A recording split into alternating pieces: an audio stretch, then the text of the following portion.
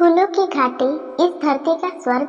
बहुत पुरानी बात है। हिमालय पर्वत की घाटी में एक ऋषि रहते थे।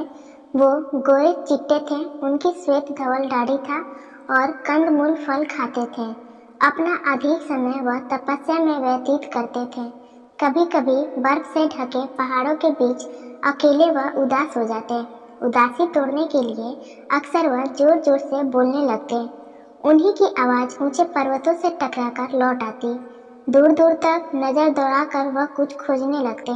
चारों ओर दूध से सफेदी बर्फ की दिखाई देती। उनका मन और उदास हो जाता। एक दिन उन्होंने ध्यान लगाकर भगवान से कहा, प्रभु, कभी कभी मन नहीं लगता, सुने पहाड़ों की उदासी काटने लगती है, कुछ कृपया करो। ऋषि अभी ध्यान मग्न ही थे, तभी उन्हें छम छम करती पायल की झंझकार सुनाई दी। उन्होंने आंखें खोली, देखा हिम सी एक बालिका श्वेत वस्त्रों से सजी सामने खड़ी थी। मंत्रमुग्ध हो ऋषि ने दौड़कर बच्ची को गोद में उठा लिया। उनका हृदय पुलकित हो उठा। खुशी में आंखों से आंसू बहने लगे। ऋषि के आंसू बहते देख बच्ची मीठी वाणी में बोली, बाबा रोते क्यों हो? मैं रो नहीं रहा हूँ, ये खुशी के आंसू है मेरी बच्ची। बताओ तुम कहाँ से आई हो, तुम्हारा नाम क्या है, तुम किसकी बेटी हो? ऋषि ने पूछा। बच्ची बोली, मैं नीचे की घाटियों से आई हूँ, मेरी माँ ने मुझे तुम्हारे पास भेजा है। मेरी माँ का नाम प्रकृतिक है, मेरा नाम है सुषमा। तुम कब तक मेरे पास रहोगी? मुझे लगता है अब एक बार तुम्हें पा लिया तो मैं एक क्षण भी तुम्हारे बिना ना रह सकूंगा। अब वो मुझे छोड़कर कभी न जाना। कहते हुए वृद्ध ऋषि विभोर हो गए। मैं तुम्हारे पास ही रहूंगी बाबा, मेरी माँ ने कहा है। उदास ऋषि के चारों तरफ खुशी बिखेर देना, ताकि कभी किसी को भी भविष्य में हिमालय में उदासी न घेरे। मैं कभी भी तुम्हें छोड़कर न जाऊंगी। आज से तुम मेरे बाबा हो, यह हिमालय मेरा घर है। बच्ची ने कहा। ऋषि प्रसन्न थे। वह बच्ची का हाथ थामे बर्फानी पहाड़ों पर्वतों पर घूमते, कभी उसे गोद में लिए मालो मिलो चलते। दोनों प्रसन्न थे। अक्सर ऋषि बालिका को कथा सुनाते। एक दिन ऋषि ने बालिका को हंसने वाली मनोरंजक कथा सुनाई तो वह खिलखिलाकर हंस दी। जब वह खिल हंस रही थी, वह ऋषि उसी तरफ देख रहे थे तो बच्ची की हंसी के साथ रंग बिरंगे सुंदर फूल झड़ रहे थे। वह मंद हवा के साथ दूर दूर तक फैलते जा रहे थे। थोड़ी देर में बच्ची ने हंसना बंद किया। तब तक दूर दूर तक फूल ही फूल धरती पर उग आए थे। ऋषि ने दूर तक देखा और मुस्कुराकर कहा, यही है फूलों की घाटी, इस धरती का स्वर्ग। फूलों के सौंदर्य में डूबे ऋषि बालिका के साथ घूमते रहे।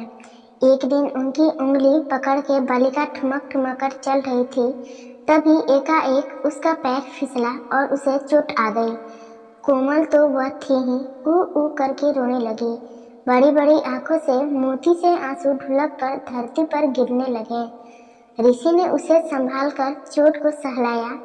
बच्ची चुप हुई तो ऋषि ने देखा कि जहाँ जहाँ आंसू की बूंद गिरी थी, वहाँ जल धाराएं बह रही थी, निर्झर झर रहे थे। ऋषि जैसे तृप्त हो गए उस दृश्य को देखकर। सचमुच बच्ची ने ऋषि की उदासी मिटा दी। मुदित मन से ऋषि ने उसे लिए ऊंची चोटियों पर यहाँ से वहाँ जाते। जहाँ बच्ची हंसती वहाँ फूल बिखर जाते, जहाँ रोती वहाँ झरने बहते। अब सुंदरता हिमालय पर सर्वत्र छा गई। ऋषि की उदासी दूर हो गई। बाबा और बच्ची दोनों मग्न थे। समय बीतने लगा। बहुत बहुत वर्षों बाद बर्फानी पर्वतों, फूलों की घाटियों और नदी झरनों के नीचे की घाटियों में रहने वालों को इस अनोखे सौंदर्य की खबर मिली। वे लोग मार्ग खोज खोज कर ऊपर जाने लगे। कठिन मार्ग में उन्हें थकावट लगती, कष्ट होता, पर ऊपर पहुंचकर सब भूल जाते। धीरे धीरे अपने मार्ग के कष्ट को दूर करने के लिए उन्होंने अच्छा सुगम मार्ग बनाने का विचार किया।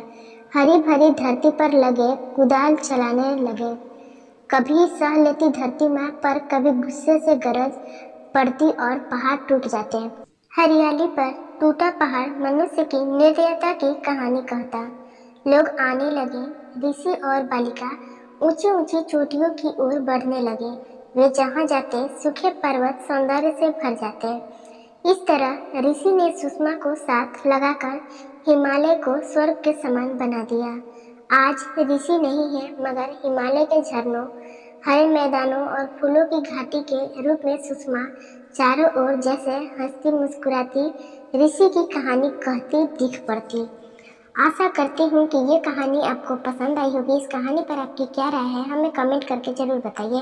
कहानी पसंद आई हो तो लाइक और शेयर करना बिल्कुल भी ना भूलिए। चैनल पर नए हो तो चैनल को सब्सक्राइब जरूर कीजिए। कहानी सुनने के लिए आपका बहुत बहुत धन्यवाद।